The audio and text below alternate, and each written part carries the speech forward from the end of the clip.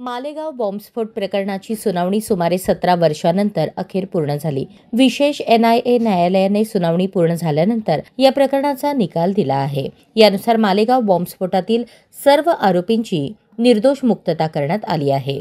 या प्रकरणात भाजप नेत्या Pragya Thakur, lieutenant colonel Prasad Purohit, major Ramesh Upadhyay निवृत्त, अजय राहिरकर, सुधाकर द्विवेदी, सुधाकर चतुर्वेदी आणि समीर कुलकर्णी यांची निर्दोष सुटका करण्यात आली आहे। मालेगावमध्ये 29 सप्टेंबर 2008 रोजी मशिदीजवळ मोटरसायकलवर ठेवलेल्या वाहनांवर स्फोटक उपकरणांमध्ये स्फोट झाल्याने 7 लोक ठार झाले होते आणि 100हून अधिक जखमी झाले होते। विशेष न्यायाधीश AK लाहोटी यांनी निकालासाठी 8 मे ही तारीख निश्चित केली होती, पण 8 मे रोजी खटल्यातील सर्व आरोपींना 31 जुलै रोजी न्यायालयात प्रत्यक्ष उपस्थित राहण्याचे आदेश दिले। खटल्यादरम्यान सरकारी वकिलांनी 323 साक्षीदारांची चौकशी केली, त्यापैकी 37 जण आपल्या जबाबावरून फिरले।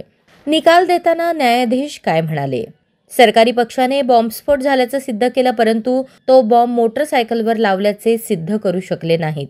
प्रसाद पुरोहित यांनी काश्मीरमधून RDX आणल्याचं म्हटलं गेलं, परंतु त्या स्त्रोताचा कोणताही ठोस पुरावा सापडला नाही। रमजानमुळे त्या भागात बंदोबस्त होता, तरी मोटरसायकल तिथं कशी आणली गेली हे स्पष्ट नाही। पंचनामा योग्य तज्ज्ञांकडून केलेला नाही आणि पुरावे दूषित झाले होते, त्यामुळे निकाल अचूक असल्याची खात्री देता येत नाही।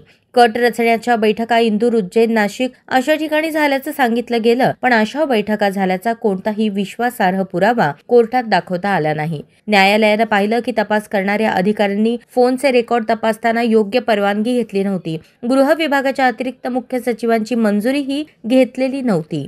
सरकार पक्ष आपला आरोप सिद्ध करणारे विश्वासार्ह पुरावे देऊ शकला नाही, त्यामुळे त्यांच्या दाव्यांचं समर्थन झालं नाही। फक्त शंका किंवा संशय असून चालत नाही, तेच खरं आहे असं म्हणता येत नाही। एकूण पुरावे पाहता आरोपीला दोषी ठरवण्या इतपत ठोस आधार मिळालेला नाही।